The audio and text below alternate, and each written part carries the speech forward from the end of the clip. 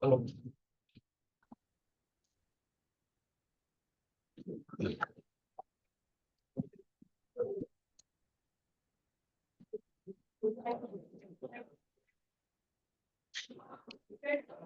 we can start now, sir. Okay. Well, we welcome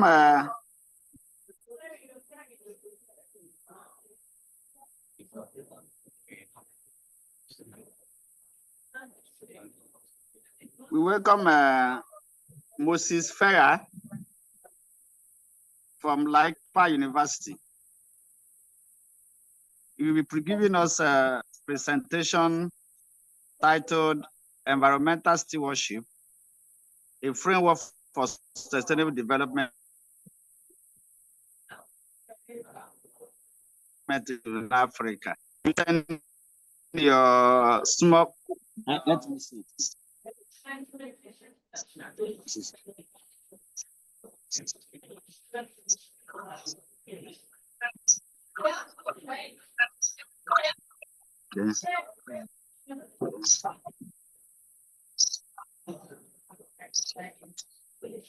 Hello.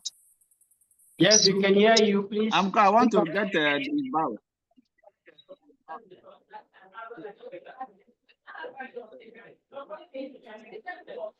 Dr. Moses, you have Brother Moses Farah is a devoted Nigerian missionary with the Mary's brothers of the schools, currently making a significant impact through his work in Kenya.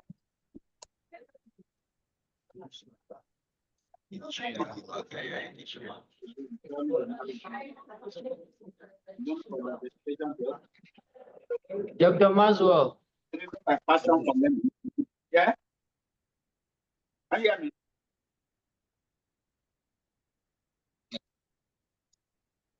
I'm also an advocate for believing in the transformative power of language for empowerment and solution. He expresses his belief something The network is. It's what we say and what we think and what silence has it. I think you can just go straight to the presentation. Your network over there is not stable, so we can have Dr. Moses Farah. Okay, Moses Farah, please. Hello. Hello. Can you hear me? Yeah, yes, we can hear you. And my slide is equally displayed, right? No, not you can't see your flag. Can you see my slide? We can't see it. Like, not yet. All right, let me try to share again. It seems something went wrong. Yes, we can see your slides now. All right. You can see your slide now. Good afternoon, everyone. Thank you so much for thank you so much for giving me this opportunity to Can I log off? Make the presentation on the indoctrination of something seems to be wrong with, okay, I think it's okay now. Thank you for giving me this platform to make the presentation on the indoctrination.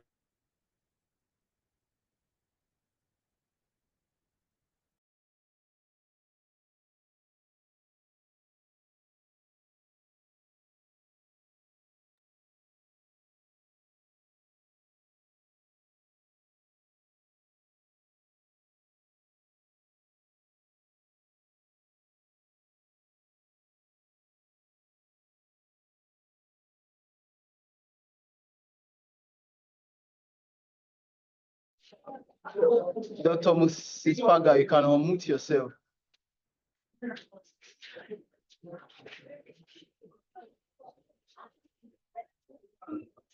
Sorry about that. There is something that is popping up, so I wanted to clear it, so it went to the unmute. So like I was saying, thank you for giving me this platform to make the presentation on the topic as indicated on the slide. This paper actually is co-authored by two persons, myself has introduced Brother Moses Faye, and then Chiamaka Ugu, both of Laikipia University, Kenya, and Godfrey Okoye University in Nigeria.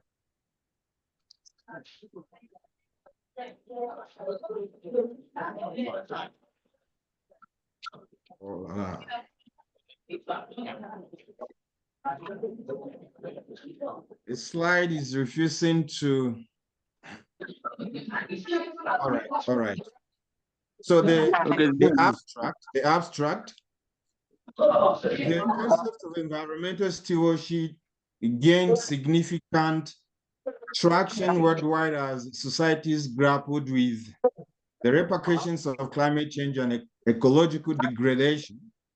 In the context of Africa, a continent rich in biodiversity yet facing multifaceted environmental challenges, the indoctrination of environmental stewardship emerged as a critical imperative.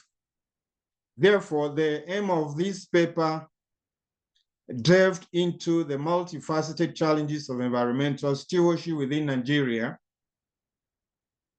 particularly the rapid urbanization of the capital city of Enugu State through estate development. The paper adopted a qualitative research approach, specifically sampling various developed housing estates in Enugu, the capital city, which have failed to promote environmental stewardship. The introduction: the global climate crisis underscores the urgency of environmental stewardship, necessitating collective action, especially in Africa, a continent facing severe environmental challenges despite its rich biodiversity. Encouraging environmental stewardship, therefore, cultivates a sense of responsibility and care for nature, which is essential for sustainable development. As the effects of human activities intensify, it is imperative for Africa to adopt this stewardship to ensure the well-being of its people and preserve its ecological heritage. Africa, therefore, contends with numerous environmental challenges, including deforestation, land degradation, water scarcity, and the environmental impacts of rapid urbanization and industrialization. These challenges threaten biodiversity, agricultural productivity, and human well-being, while also contributing .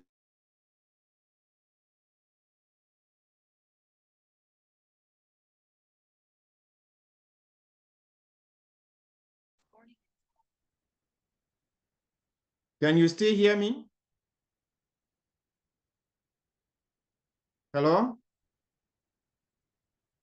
Hello, can you hear me? Go on. All right.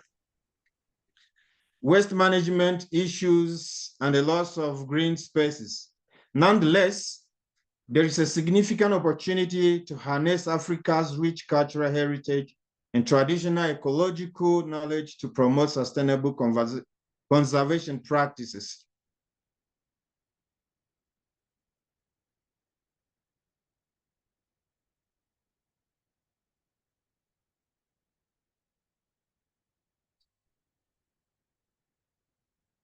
Something is wrong with the slides.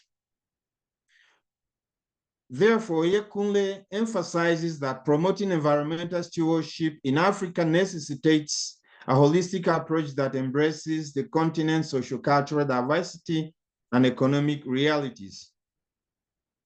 By incorporating traditional ecological knowledge and indigenous conservation practices, contemporary environmental education can be effectively tailored to resonate with local communities. This integrated strategy, which combines education, community engagement, and policy interventions, is essential for sustainable development, biodiversity preservation, and ensuring a prosperous future for Africa. Promoting environmental stewardship in Africa, therefore, is very important because the continent's susceptibility to climate change poses significant threats, including desertification, drought, and food insecurity for millions. Adopting environmental stewardship can strengthen Africa's resilience, improve adaptation to environmental changes, and mitigate the effects of climate change. This strategy will empower communities to cultivate respect for nature and adopt sustainable practices, protecting ecological systems and ensuring long-term sustainability amidst global changes. Therefore, the paper has highlighted environmental challenges in Nigeria, focusing on Enugu State's rapid urbanization driven by state estate developments. It underscored how Africa's urban real estate boom intensified resources consumption and environmental degradation. Statement of the problem. The rapid urbanization across Africa is propelled by population growth, rural-urban migration, and concentrated economic activities in urban centers. This trend spurs a heightened demand for housing and infrastructure, driving extensive real estate developments and urban sprawl. Without careful management, this expansion can notably worsen existing environmental challenges and introduce new issues. This underlines the imperative for sustainable urban planning and robust regulatory frameworks to mitigate these environmental impacts effectively. The swift urban expansion in cities like Enugu profoundly affects the environment through extensive construction activities involving residential and commercial buildings, roads, and infrastructure. These developments frequently result in deforestation, habitat fragmentation, and the loss of biodiversity. Consequently, the paper examined the obstacles and potential benefits associated with promoting environmental stewardship in housing estate projects in Enugu, Nigeria.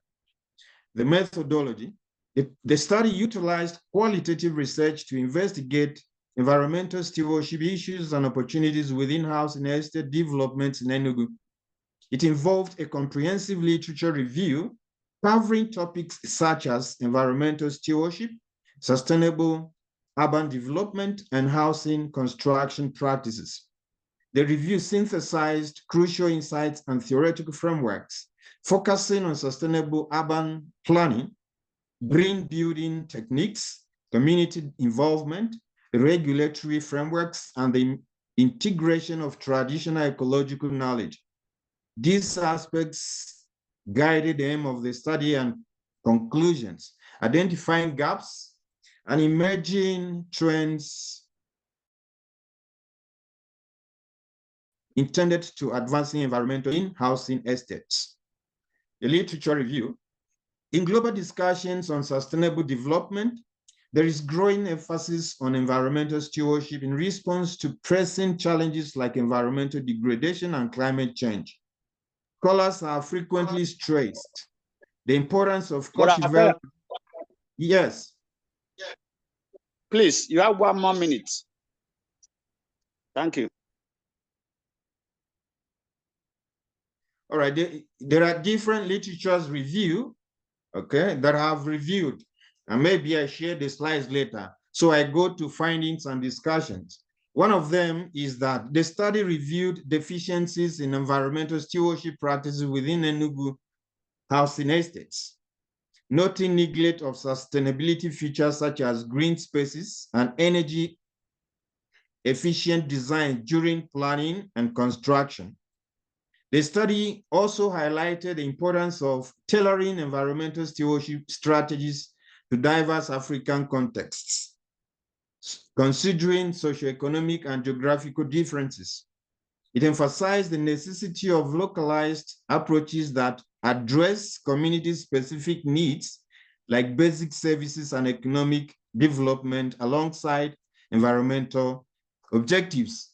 And so the conclusion, therefore, is that the paper has exposed that promoting environmental stewardship in Africa is a complex task that demands a comprehensive approach, knowing the continent's diverse sociocultural contexts and economic conditions. Therefore, effective environmental stewardship requires comprehensive education across formal and informal platforms, equipping individuals with necessary knowledge and skills to address environmental challenges. Furthermore, community engagement and stakeholder collaboration are vital for sustainable outcomes, facilitating inclusive decision-making and ownership of solutions that cater to diverse community needs. Thank you so much for your audience.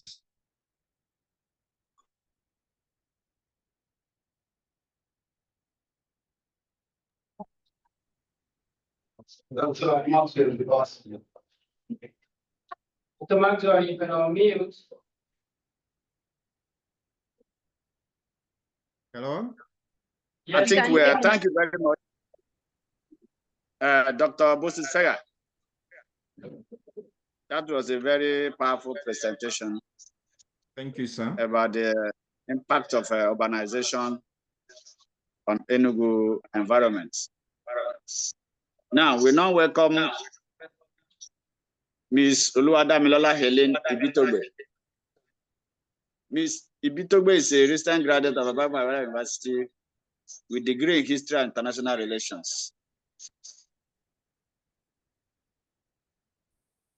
Over the course of 4 years of projects, seminars, and research, she has developed into an experienced writer and effective teammate in the course of her studies.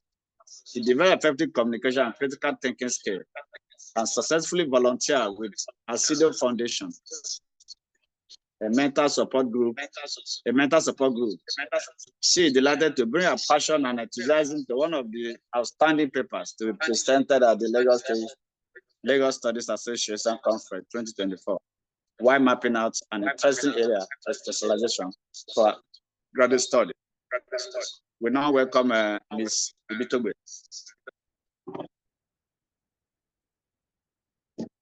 who is physically present.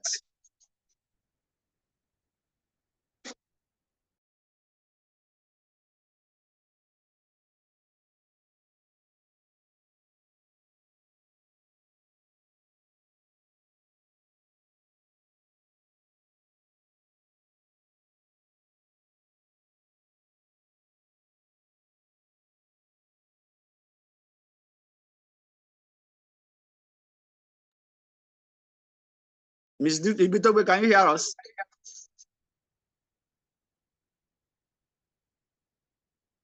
Ms. Ibitogbe, are you there? Please unmute yourself. Unmute yourself.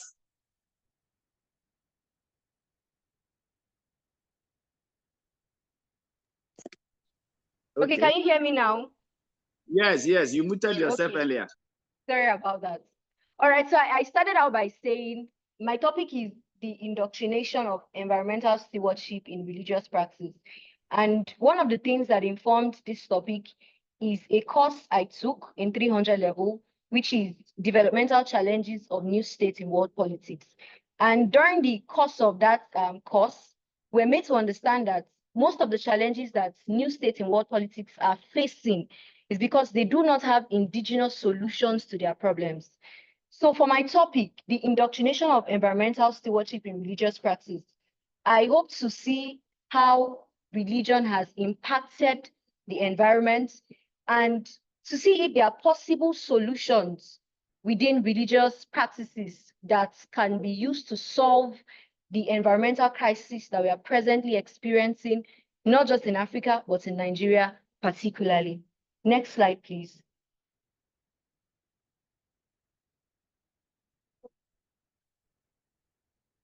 All right, so by way of introduction, the role of religion in promoting or hindering environmental stability has been a recurring theme in recent discussions of environmental protection. Pollution of waterways under the guise of spiritual cleansing, removal of vegetation from large areas of land to establish prayer camps, which directly exposes the soil to sunlight, and numerous other unhealthy environmental practices endanger the environment and its inhabitants. However, the practice of indoctrination in religious organizations proves to be a potent tool in getting rid of unhealthy environmental practices and promoting environmental consciousness in Africa. So during the course of this study, I realized that there's something pertinent to religion and religious practices in Nigeria, and that is the act of indoctrination. And by indoctrination, I mean a way of making a group of people or a group of persons imbibe certain beliefs, which most of the time they do not get to question them. That is what you find on the net by way of definition. But by my own definition, I would say indoctrination is the process of making people behave in a certain way. When a person accepts certain beliefs, it is expected that those beliefs will shape their way of life. So indoctrination is not just a process of making people imbibe certain beliefs, but also a process of making them behave in a certain way. And what you will find is that most people have seen indoctrination over the years as a sinister practice that we should not even adopt, something that is not good. We should not have anything to do with it because it just plays down the ability of the human mind to think. But for the purpose of this study, I am saying we should move away from seeing indoctrination as a sinister practice to seeing it as a viable tool to fight environmental crisis, not just in Africa, but in Nigeria particularly. Next slide, please. So in the course of the study, I looked at the intricate relationship between religion, indoctrination, and environmental practice in Africa. And from this slide, you would agree with me that every religion, Christian, Islam, African traditional religion, is practiced in the surrounding and not in a vacuum. Hence, it is bound to impact the environment in one way or the other. So because every environment has one thing or the other to do in the environment, they are not happening in abstract, they would, of course, affect the environment. And by way of this effect on the environment, we see potential for environmental harm by way of deforestation, river bathing, air pollution, and noise pollution, which we would consider in subsequent slides. And also we can see opportunities for ecological improvements. So even in the midst of this turmoil of environmental crisis, religion has also presented us with a weapon or a tool to fight the crisis that it is causing. Next slide, please. We look at the historical environmental impacts of religious practice. So how has religion impacted our environments? We can see water pollution through ritual bathing. This is common practice across board. Every religion has one thing or the other to do in the river. And when they get there, you see the religious leaders bathing their followers or adherents. And at the end of the day, whatever instrument or material was used for that process is dumped into the river. And people just do all sorts, not minding the implications of those actions on those water bodies. Next slide, please. Secondly, we have deforestation. You would agree with me that presently in Nigeria, along the Lagos-Ibadan Expressway, and I think Ashejire, close to Ibadan, we see so many large expanse of land being cleared, massive deforestation happening for erection of camps. And this is something that we need to start speaking against, not as a way of playing down on their evangelization efforts, just as I stated, but because if we do not fight these things now, it will not just affect the ability of the environment to sustain us, but even future generations to come. Next slide, please. And then we also have air pollution. There's this thing they do in the Cherub and Seraphim Church. They call it turari, incense. They burn incense. And in other festivals, you see them blowing toxic substances into the atmosphere. We should not make ourselves happy or try to save ourselves, because the crux of most religious practice is salvation. That is why people do. They say, I want to save myself from danger. I want to save myself from the powers of my father's house. I want to save myself from this and that. But while saving yourself spiritually, you should not endanger yourself physically. Because when you pollute the air, you pollute the water bodies, you pollute the land, you might have been able to save yourself spiritually. But when the environment is not safe physically, there will be no place to exercise that spiritual freedom that you have gotten. Next slide, please. And so what is the positive potential of religious influence? Religion has capacity to foster environmental stewardship, and this is based on several parameters.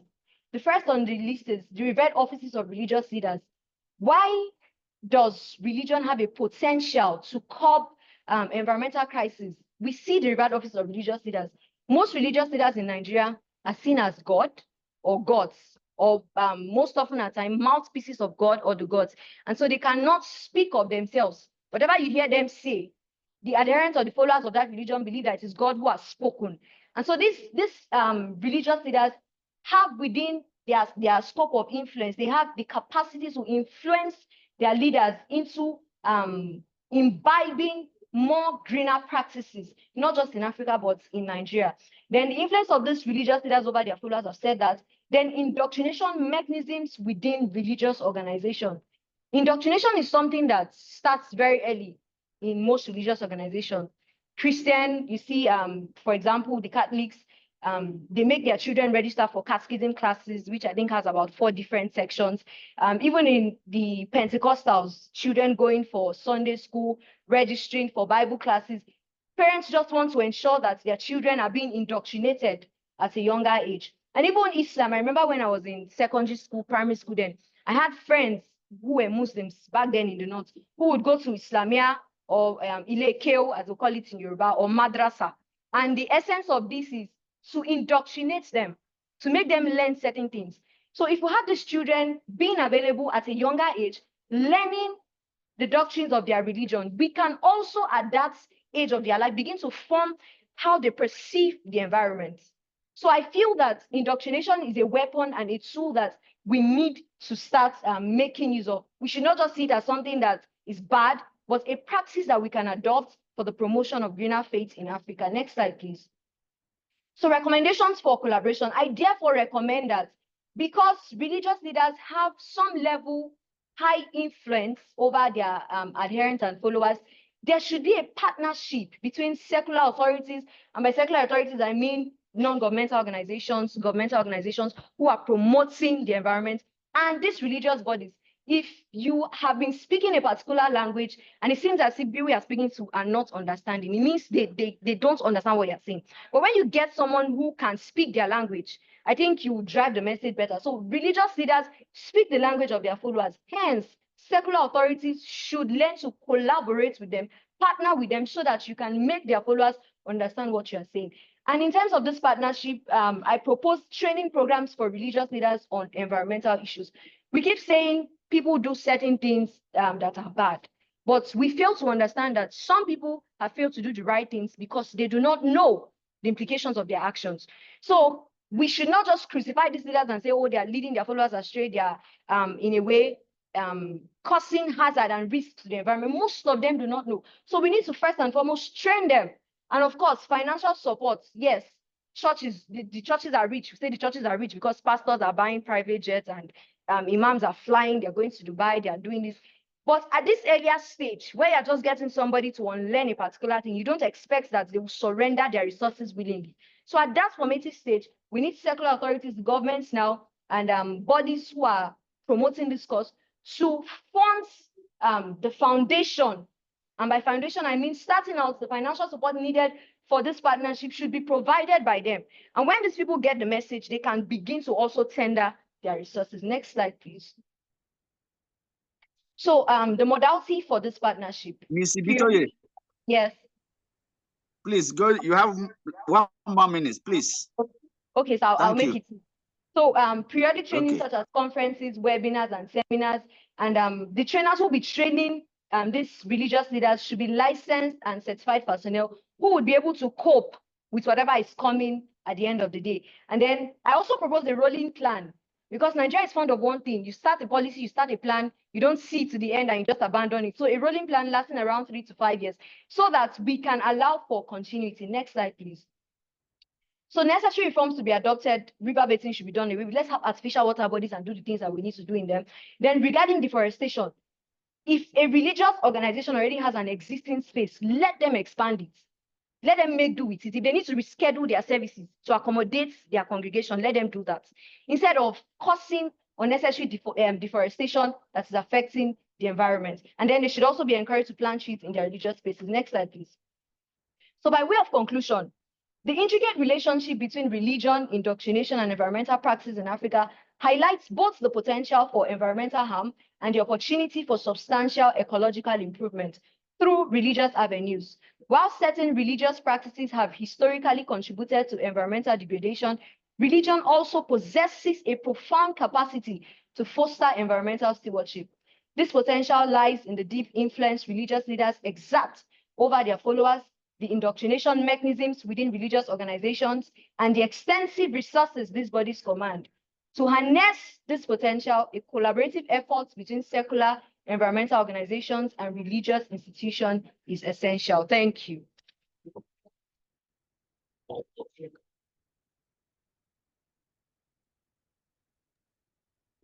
Thank you, Mr. Ibitobe. That's a very exciting and a very engaging one about the stewardship of we now welcome presenter Mr. Ifa Inaman, who will be giving us the presenter is centered on proverbial path to conservation, the potential role of Igbo proverb in biodiversity conservation in Southeast Nigeria. Ifa Inaman is a recent master graduate at the University of Nigeria in Nsukka, where he engaged plurality and biodiversity and the role of oral literature in biodiversity in our environment. He's a budding scholar in literature. He's about to embark on his on biodiversity. We now welcome the Ifa Inaman. Please. Thank you. You can unmute one of your devices. It's causing a bit of distortions. Hello. No, Good evening. Can you hear me?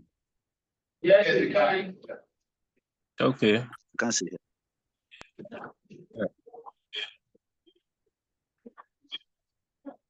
My topic is on Igbo proverbs and biodiversity conservation in southeastern Nigeria. Part of the yes, no, okay. It's fine. Put on your video.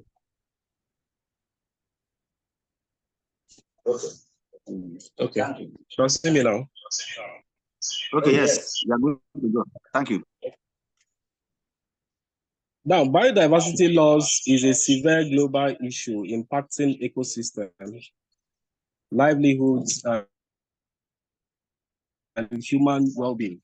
Nigeria faces increasing threats to biodiversity due to rapid population and human activities on our ecosystem.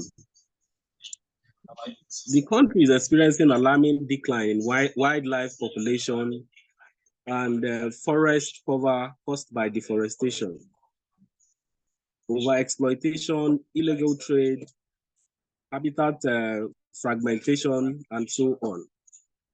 So this multidimensional crisis underscores the urgency of effectively activating conservation, including at local levels, because most times we often undermine the strength or how effective indigenous conservation practices can go.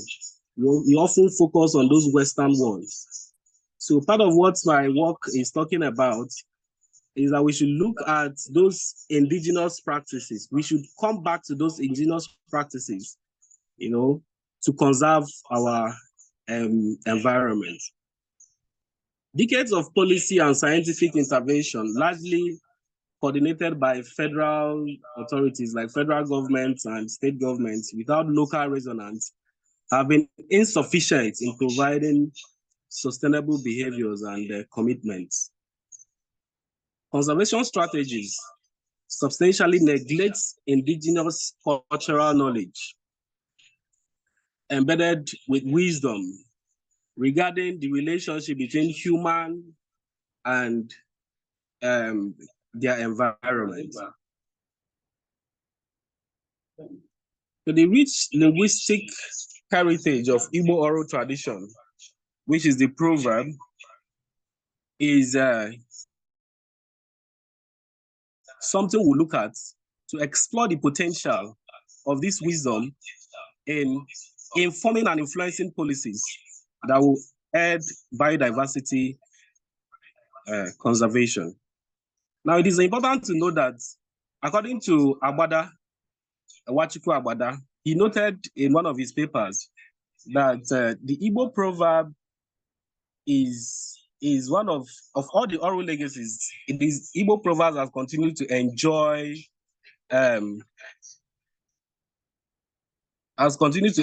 frequency because people use it often. You can compare the use of proverb, for instance, to folktale. Folktale is dying. Do you understand? But if you look at proverb, you see that you use it often in your everyday conversation. So we are looking at how we can explore this rich oral heritage, so to inform and influence policies that will aid sustainability. Now, in the past, if we pay attention, you will see that proverbs have been used to influence policies.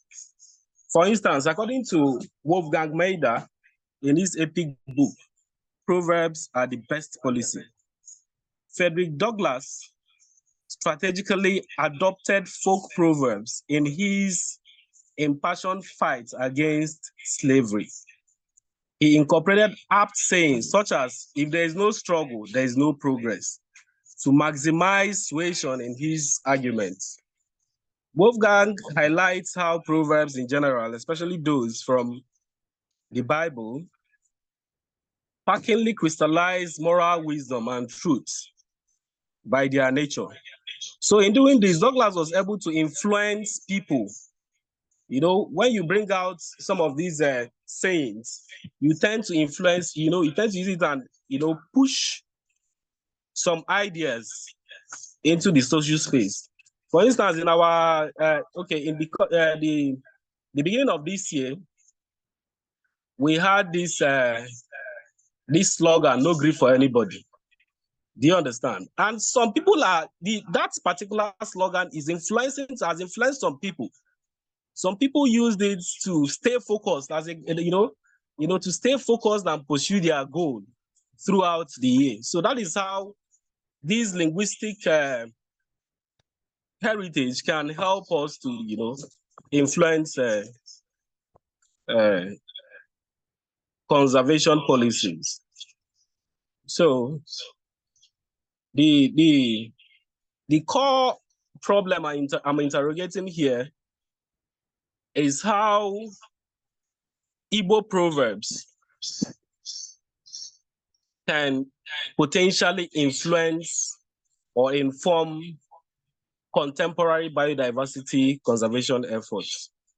So my research questions are to analyze the ecological wisdom embedded in some Igbo proverbs, to assess how Igbo eco-proverbs could aid biodiversity conservation. Then, and to assess the potential integration of Igbo proverbs into contemporary conservation strategies. So, and I'm using eco-criticism to interrogate this study. In my literature review, I categorized the review into two. I reviewed related literature on eco-proverbs and established that even though scholars have discussed environmental stewardship, they've not looked at it from the perspective of proverbs, right? Then I also looked at Igbo proverbs, the related literature on Igbo proverbs, and was able to establish that scholars, even though they've discussed the significance of Igbo proverbs, they focused on the philosophical, social, and cultural significance of Igbo proverbs. They've not paid attention to how these proverbs can influence conservation policies. I also looked at indigenous studies. Yes, indigenous knowledge. Yes, sorry, indigenous ecological knowledge.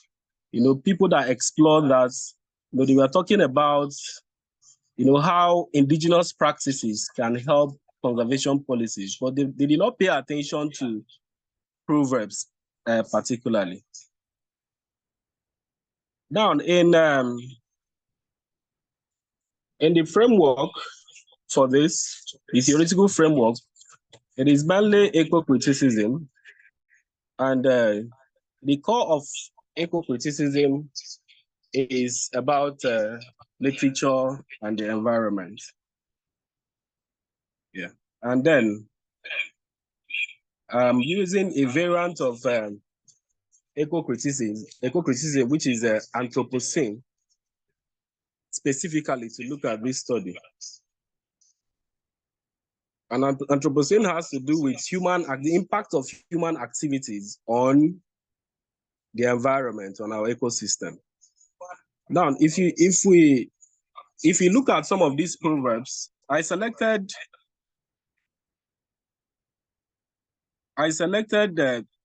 15 proverbs out of the 50 I collected in my field work. Hello?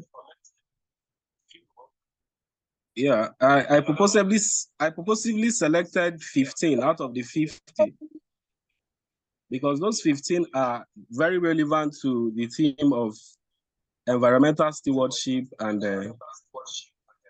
biodiversity. Now let's look at some of these proverbs so that we understand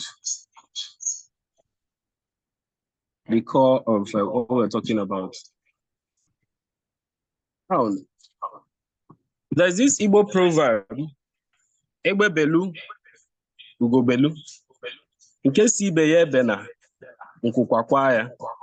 The translation, let me translate it. Some of us are not Igbo here. Here, it means, may the kites perch and may the eagle perch.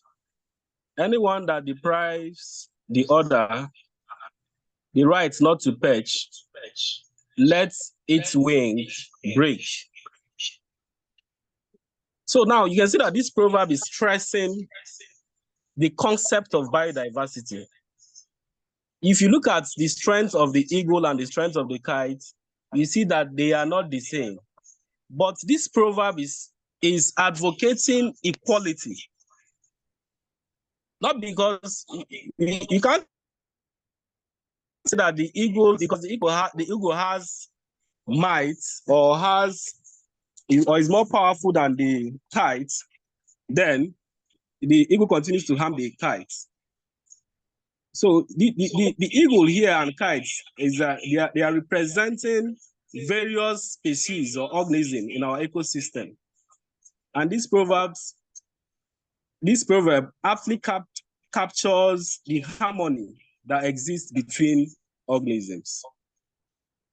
By using the eagle and the kite as symbolic representation of different species or organisms within an ecosystem, the proverb highlights the importance of the coexistence and harmony among all living beings.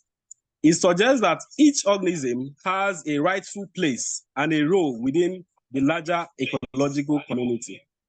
And any attempt to deprive or disrupt this balance will lead to consequences symbolized by the loss of wings. That is the one depriving the other of perching, breaking its wing. So you can see how this particular proverb Mr. Fine, Please, you have 1 more minute.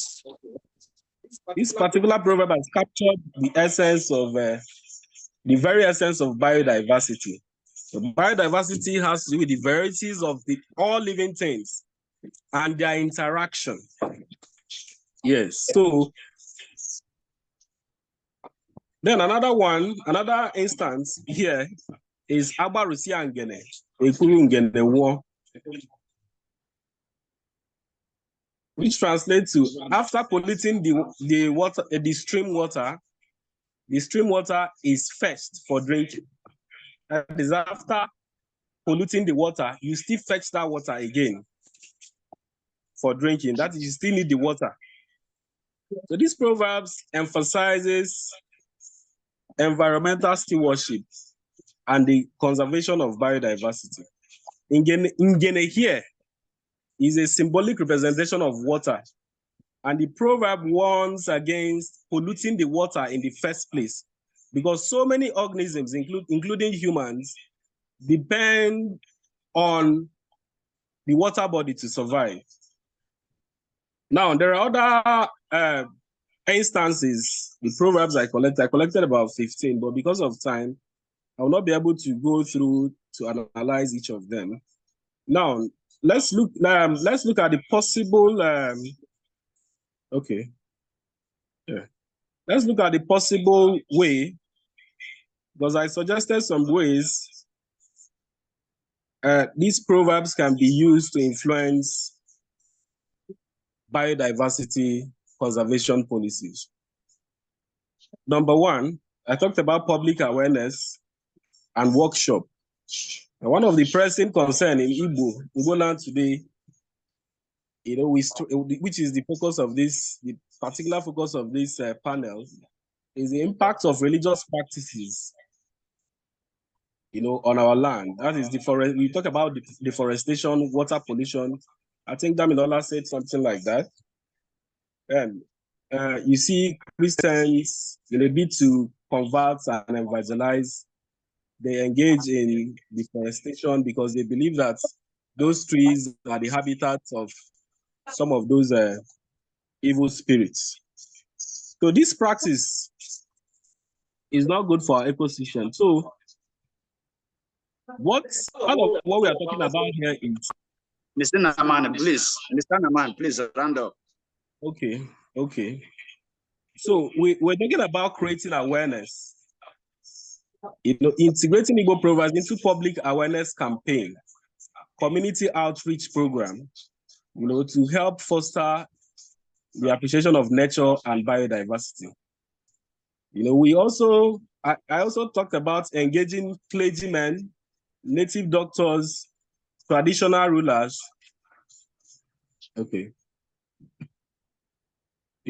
to help in the public awareness. And then there are other policies, or how proverbs can influence policies, other ways proverbs can influence policies are discussed here. But because of time, let me keep it at that. Thank you very much.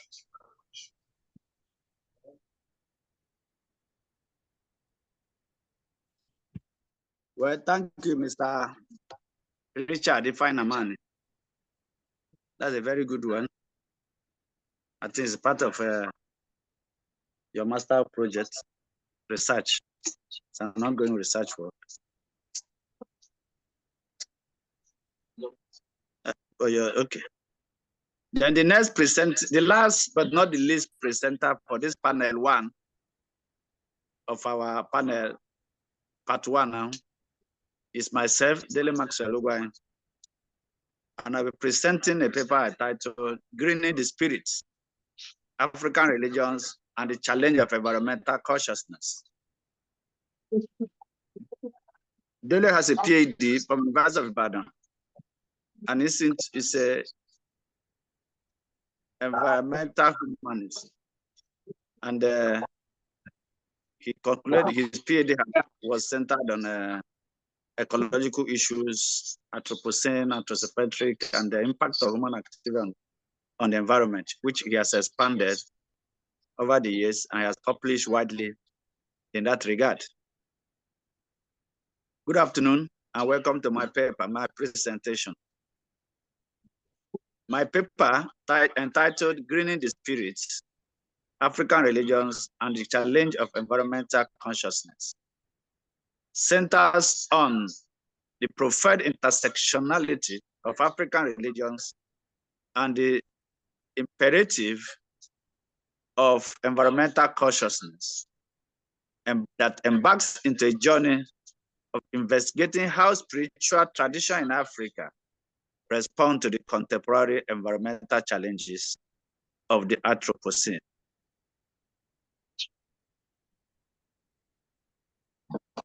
Now, taking down the memory lane, environmental issues have been a recurring decimal in environmental literature in Africa. We begin with when literature, especially the novel form, started in the novel form in the indigenous language. We look at Dio Fagowa's Igbo Olodumare. We look at Ogboju Ninu Igbo Irumole. And we look at the interactions between the environment and the religion. Then, that was before the Christian religion bet our environment, our society. Traditional religious setting has always recognized environment. You need to do a lot of things for you to assess the environment, to get the best out of the environment. And there's a connection between human being and the environment, where we make a lot of sacrifices to avoid drought, for the land to yield fruit, to yield bountiful harvest, the rain to come at the right time, and to make use of the herbs, the leaves, the trees, the barks of trees, to make in the Yoruba land we call it agbo, for healing process. Before the Orthodox medicine came, we have always used this forest, this bush trees, the one we now have as herbals to treat ailment and all that. Then down the lane, we look at even Mostutola in his book, in his novel, for one drinker, you see how all this interaction came. And the seminal work, the paper, the novel that actually bet the real literature in Africa, that Tinfola written by our legend, Chinua Achebe. We look at how religion interacted with our environment. You remember one of the major crises between the traditional people and the white people, those that they accepted the Christian religion, was this idea of evil forests. Evil forest in the sense that evil forest was regarded as a sacrosanct, a no-go area, and there has this spiritual connotation, this spiritual implication that you dare not violate. It's meant for people with, if you have a twin and the twins are considered sacrilege, they are considered abnormality, there's abomination, they are thrown into evil forest. You remember the father of the legend character there, Okonkwo, is thrown into evil forest because of his sickness, and that was the nature of our belief system. I realized that during the time that the Christianity came, the first place they built their church happened to be in the evil forest. And that's why the challenge of God, the challenge of two gods, the Christian God and the traditional God. And the people of Mafia actually waited for their God to strike the church people, the Christian people, who dare to build their church in the evil forest, because they know that their gods will really fight. Unfortunately, after waiting for the 28 days to elapse, they didn't. The God seemed not to have reacted, and they decided to react on behalf of their own God. And that's been the interaction between the environment and how it has been captured in African literature over the time. And down the lane again, you see the interaction between the intersectionality between literature and our environment, and how religion has come to stay, and how religion have various religion, even Christian religion, Islamic religion, traditional religion, embarks on violating the environment in order to make sacrifices. We begin this study with the idea of we have to examine, for example, trees.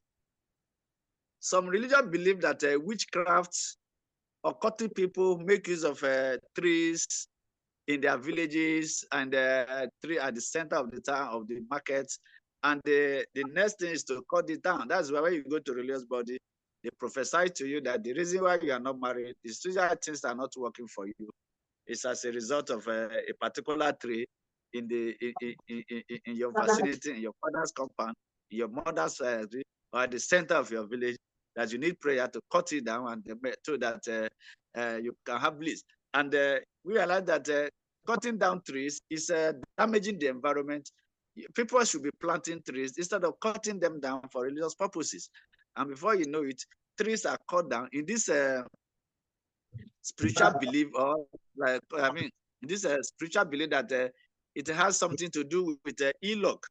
Then you see people cutting down trees, creating forests, making sure that certain animals are not found, and making sure that some animals are considered evil. They have to hunt for these animals, and some animals in Africa have gone into total extinction as a result of this belief that some people, some animals are evil. Then when you go to some places in South Nigeria, you see people who consider some people as evil, and certain children are considered a witch, and they are thrown into the forest until some certain foundation for NGOs from Europe begin to take it upon themselves to change this narrative. Then we look at the idea of rivers, how rivers is being polluted as a result of this religious belief. By the way, I will have shared my slide, but I noticed serious mix-up just as I was about to begin to share. I saw serious mix-up, and I realized that I made some errors there that didn't tally what I wanted to say. And I believe before the end of maybe by later today, or I should share it with you in your emails. So I'm sorry about that you are not seeing my slide. Then, as I was saying, rivers has been seen. Most rivers in Africa, most rivers in Nigeria have this spiritual connection to gods. They actually, the African people, the Nigerian people, they believe that religion and rivers are tied to God, and they worship the gods by putting a lot of things they call ebo in Yoruba land, and the sacrifices. They place of the river, thereby polluting the river, and as the river is being polluted, the environment is being polluted, and these things are not good for the environment. When you think water goddesses, mame spirit, water spirit, and all these things, they stay in the water. And I said, and as a result of the fact that you want to appease the gods, you display a lot of feedy things in order to appease God, thereby polluting the environment. Some people actually undertake to have their bait with some dirty things, concussions in the river, and the river will take it down, making it difficult for people to use the river to access, for the river to have its own natural function, which is for drinking and for other purposes. Then we look at the idea of roads in Africa, in Nigeria. Yoruba we call it Orita, Orita Mary, Orita Meta, that junction, 3 junction, 4-way junction, and all that thing. You see a lot of sacrifice, the one that we call Ebo, being displayed everywhere, and polluting the environment in a sense, because this Orita, this roundabout, T junction, have some spiritual connotation, has spiritual connection, that whatever you do at Orita, that's a junction, a roundabout or junction, has a spiritual implication, has a spiritual benefit. So people tend to go there, polluting the environment because they want to appease their God through the performance of certain certain sacrifice, I mean, certain rituals around roundabout, thereby injuring our aesthetic sensibility, our environmental sensibility. In the course of that, these are some of the things that are in my slide. If not for the bishop, I will be showing them to you how these things intersect in Africa situation. And the paper, we see candles, Yoruba we call it turari, rituals, even inside church. This turari, as a candle is being burnt, thereby polluting smoke everywhere, people inhaling, I mean, violating the environment, polluting the environment as a result of religious sacrifices. And these things have an ecological implication for the environment. And the religion now, the paper is of the opinion that instead of all these practices that pollute the environment, that have environmental implication, as Caminero has suggested, and Adam Tressler has suggested, they have this implication that instead of using, we have to green the spirits by inviting and reevaluating the essence of religion. Why should you pollute the environment before you want to appease the God who is in charge, who gave us sane environment? So the paper is of the opinion that instead of using all these things that pollute the environment, there should be reevaluation on the ecological issues, ecological implication of all these practices, all these sacrifices, all these rituals that tend to pollute the environment, by bringing something that is more worthwhile, something that is more environmental friendly, and going into new era of global warming, climate change debate that is now the ongoing in Africa, around the world. Everyone's talking about green revolution, green environment. So religion body too should begin to do away with all these obnoxious ritual practices that tend to pollute the environment, but tend to make the environment unlivable, that tend to insult our aesthetic sensibility as we navigate our environment. And on this note, the paper concludes that religious body should begin to evaluate and prioritize environments ahead instead of their spiritual activities. Thank you. Thank you, Doc, for that wonderful presentation. So we're going to move to. So now we welcome Matachi and Matachi Amadu. Do you have any comments? Matachi, please unmute. We can see your hand.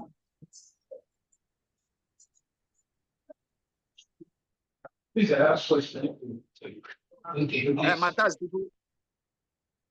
So we have, hello, sir. Assistant. We have someone here with a question. Pardon? We have someone with a question. Please listen. I don't have comments.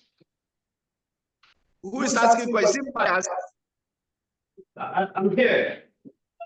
Okay, you want to say something? You want any contribution to the papers before papers presented? Yeah, that's what I wanted to do before I want to go. Okay. Can we hear you now? All right. Yeah. Thank you so much for all the presenters. It's much appreciated. Let me quickly read my comments.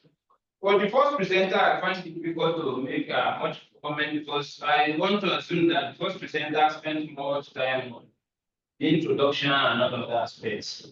While he was trying to create his statement of program creating gap, he didn't so much give us previous work that would have shown us what is in existence. What is the current debate on the topic is talking about and what has been done and what has not been done to show us the gap we wanted to face. I will encourage him. I don't know what he has done today, but if he has not done that, I will encourage him to see to that he try to show us what is the gap in the literature.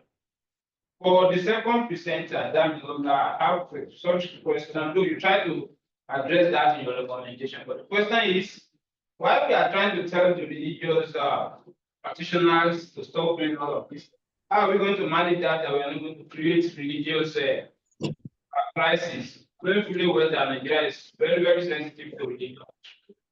That is that. And to the if you talk about Proverbs, your objectives, I think you may need to readdress your objectives. In my own view, I was expecting that you ask, because you said you wanted to ask a research question.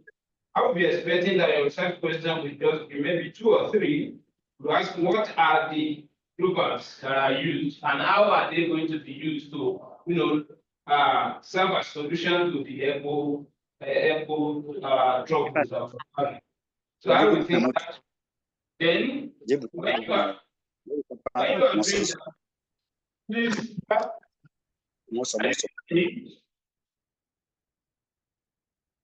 yes, when you are doing that in analyzing your proverb, please show us how those the implication of those proverbs, how that proverb can be used. Then you have to show us how we are going to incorporate that into people, because you talk about workshop.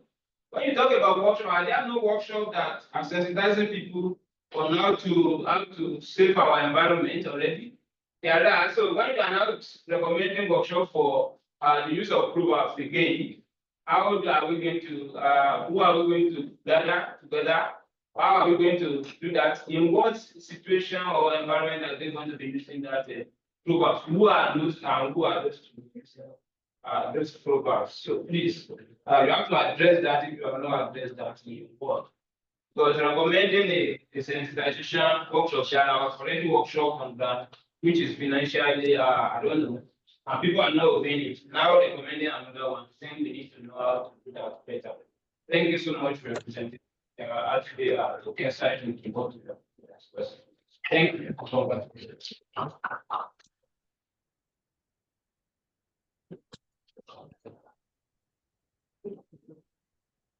Dr. Matas. Dr. Matas. Dr. Chuku.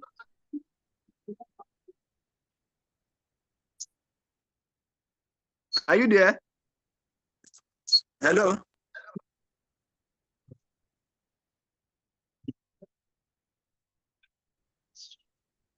Dr. Chuku.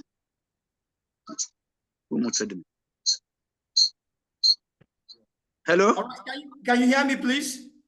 Dr. Chuku. Yes, please. You didn't say anything about the last speaker. Are you okay with the paper? Yes. Can I make my response now? Yes. All right. Thank you. I'm really fascinated with the presentations. Even though I came in a bit late, okay. But let me speak with the particularly concerning the last paper. That's the one that I listened to from the beginning, and of course the second to the last. Now, 2 things I want to note here. First is that maybe it is because Dr. Chuku. Yes, please. Can you put on your video? You want to see your face? I'm not. The video is not enabled. Okay. Continue. On my end, yes. Okay. So you see my face tomorrow, sir. Okay. All right. So I'm trying to note that perhaps it is because your paper you said you didn't present the slides, but there are some comments that I need you to please look at. The first one is the reference to animals going into extinction as a result of the religious practices. Because that's a very huge comment, a very huge claim, you are needing to be a bit more specific to mention particular animals and possibly point us to some studies that have already affirmed that claim. That will be very, very important. So otherwise, it will be a very wild generalization. That does not undermine the key issue you are raising about the fact that the destruction of animals that have to do with religious practices is already some kind of hazard to the ecological balancing. That's not it. But then this particular claim, you need to please look at it again and see if you Okay. can either bring specificity to it, and then of course see how you can authenticate that with established studies already. That's one.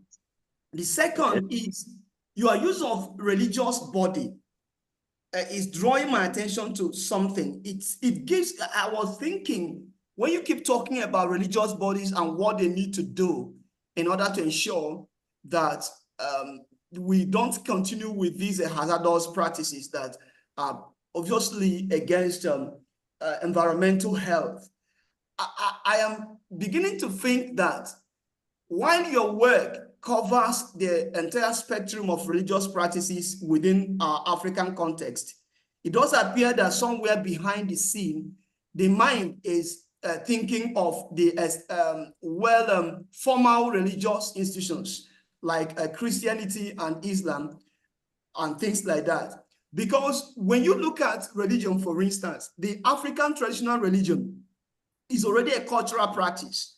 And even to a large extent, the Christian, even these other ones, but particularly the African traditional religion is highly fixed within the cultural spectrum, the cultural practices of the people.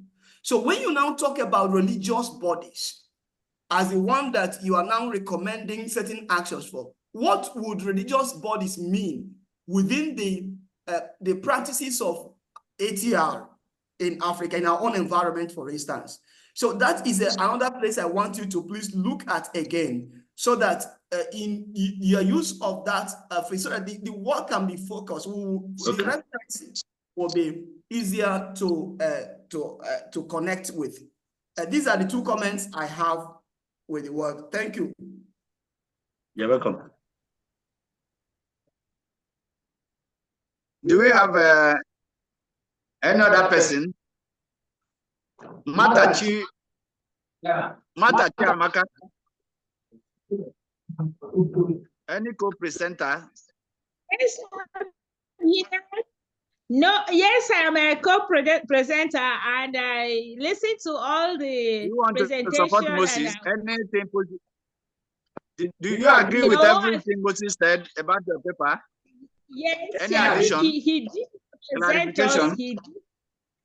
No, I think he did a perfect job, and I listened to all of you, and the entire presentation was fascinating to me, and I really enjoyed that aspect of all of us talking about our environment, because it is an issue that needs urgent attention in our world, in Africa particularly, and in our Nigerian context, where I think our government, they are doing a lot, but it has not sort of given adequate results. So I think our work here and all our presentation is giving an insight that all of us are thinking towards giving ourselves a healthy environment to live in. So I applaud all your presentation, and I say thank you to all of you that presented, and I look forward to reading the entire text when it's all published. So it's good job you've done. Thank you very much. Thank you. Okay, thank you, Chiamaka. Any other person? Then can I still make one more comment, please? Okay, Dr. Tupu, please. All right. Go on. So I want to respond to Ifeanyi Chukwu's presentation. One area I want to draw his attention to is the area of translation. Okay. His rendition, for instance, of Ewebelu Gobelu, I have a big problem with it. Okay. Because his translation of Ewebelu Gobelu that begins with may the eagle perch and may the kite perch, that looks like a plea. But in traditional Igbo circumstances where that proverb is used, it's not usually a plea. And I am thinking that the word there is let, and that captures the worldview that he's trying to deal with. Let the eagle perch and let the kite perch. So because that deals with the issue of allow, permit. When you say it is like a plea, like an appeal, it's not usually an appeal. Because it has to do with how the people perceive the justice part of it. It's not appealing for justice. It is about asking, there's a demand about it, permit, allow.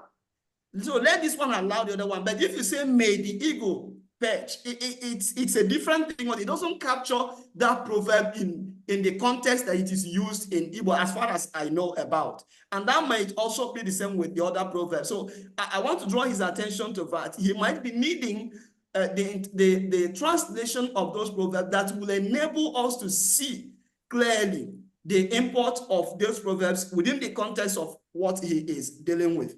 And I think that's what the other part of what the other respondent was dealing with in terms of his own application of these proverbs. If it is not properly translated, the application would not be proper, because he is pulling this thing from a linguistic landscape that is different from the one within which the work is being done, which is English. So that's what the one more thing I wanted to say. Thank you so much. I'm grateful for this second opportunity. Okay, thank you, Matthias. Your critical mind has never been in doubt. Then, Dr. Ugu Justice. He has been with us, please. Ugu. Oh, thank you, all the presenters. Permit me to say that I have enjoyed the presentations. I wasn't able to of some of the areas where I would have made specific contributions, but I think about the second to last presenter, who is, I think I understand, using proverbs as kind of metaphor for the need to preserve our environment, the Igbo proverbs, where I was actually going to have issues is what Matthias has raised regarding because the translation didn't sound to me like we are capturing the context of use, the Igbo context of use, of those proverbs. So I think something has to be done in that regard. Then the last point, I didn't understand whether your work is more than any non-theory. Did you make mention of that? Anthropogenic. Okay. I mentioned that. Okay, it's all right. That's good. Thank you so much.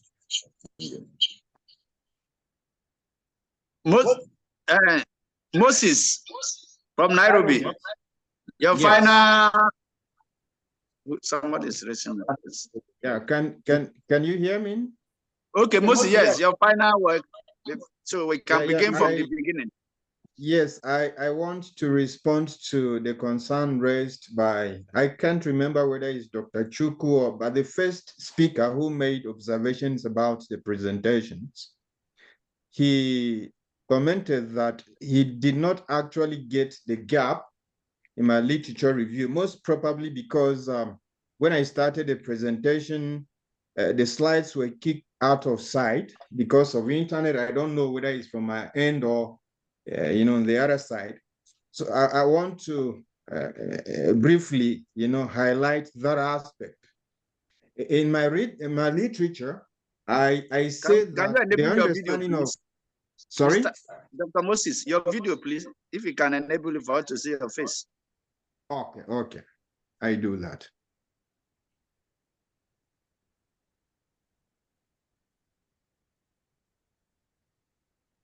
In the meantime, you can continue. This is giving problem.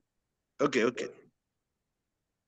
Yeah, so I was saying, in the literature review, I highlighted clearly that the understanding of sustainable development in Nigeria underscores the the imperative of harmonizing development with environmental stewardship to achieve long-term socioeconomic and environmental benefits. However, like the lady who presented after me, you know, she talked about how when someone starts building, you know, the first thing we do in Nigeria is we go and clear everywhere, you know, and there is nothing being done about this, okay?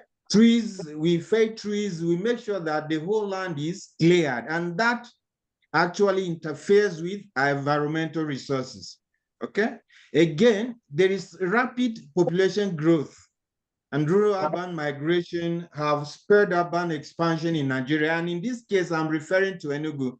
We shouldn't forget, you know, track of that, okay? And this is resulting in widespread informal settlements, inadequate infrastructure, and unsustainable resource consumption, okay? So the literature review actually accentuated the importance of stakeholder collaboration and participatory approaches in creating awareness and achieving environmental stewardship and sustainable development. Thank you.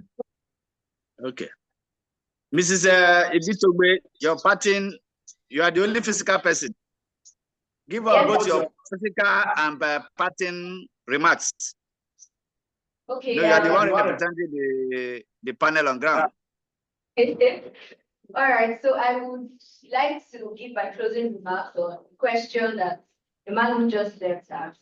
And he said, in a very religious nation like Nigeria, how do we ensure that the call for greener faith does not lead to religious crisis? And I would say the fact that Christians, Muslims, African traditionalists have to shed some weight.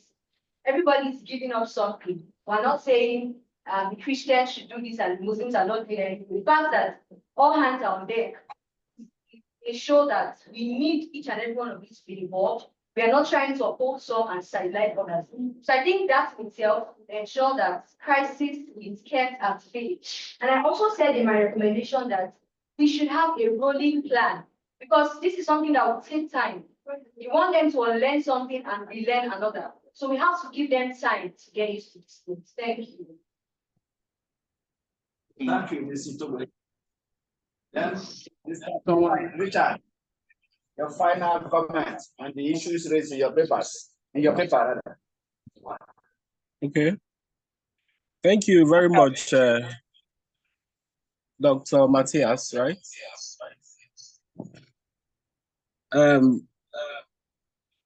I thank you so much for that correction in the translation of Egbe Berugo Belu.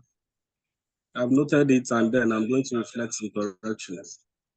Then, but on the area of, you said something about workshop. The workshop or community outreach have been explored and all that, you know. But then what we are talking about, what I'm talking about is indigenous knowledge, you know, workshop on indigenous practice,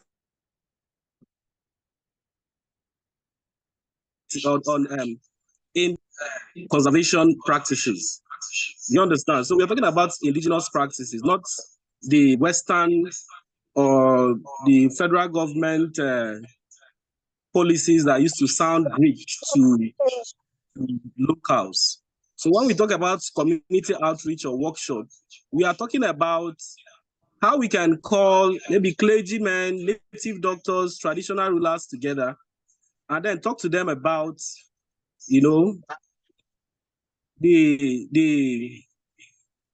how these proverbs can serve as, you know, cultural entry points, you know, to make conservation messages more relatable and, you know, impactful to local communities. Because when you say, for instance, when you say Egbe Beru Go Beru, you're talking about, you're doing an outreach, for instance, and then you say Egbe Beru Go Beru, the local communities will be able to relate with it than telling them about the ecosystem, how, you know, all those things that will sound Greek to them.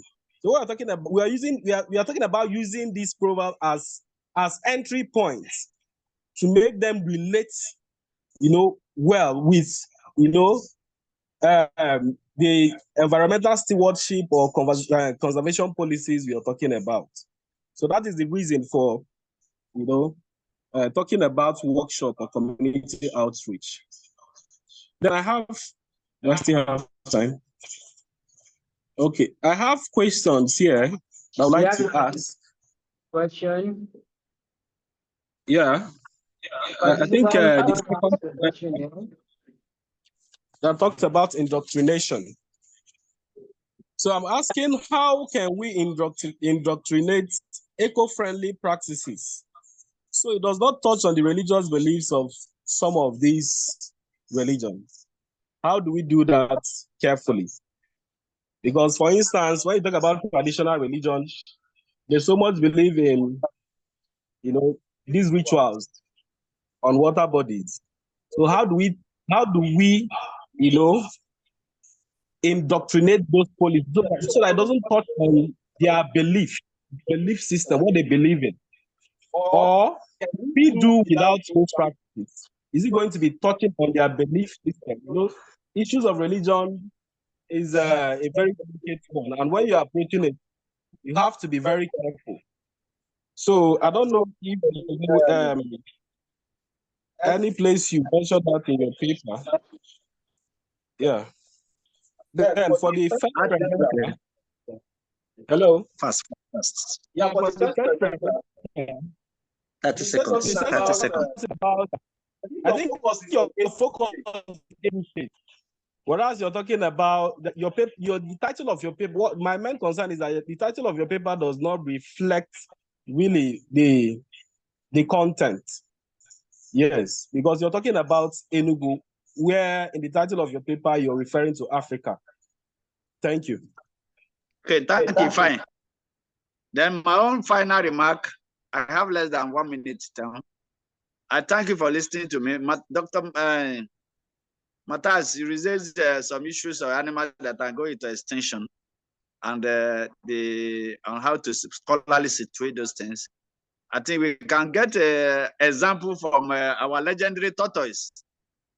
Tortoise has a spiritual implication. When you go to market, they are selling it, and before you know, it's going to extinction. Some of our young ones, below the age of 20, they have not even seen tortoise. Despite the thing we were made to believe about the legendary exploit of tortoise in our folk tales and all that. Today, it's going to extinction. So certain animal species, they are going to extinction. You see them, they are mainly used for spiritual purposes, not for the aesthetic the aesthetic sensibility or the beauty they provide our environment.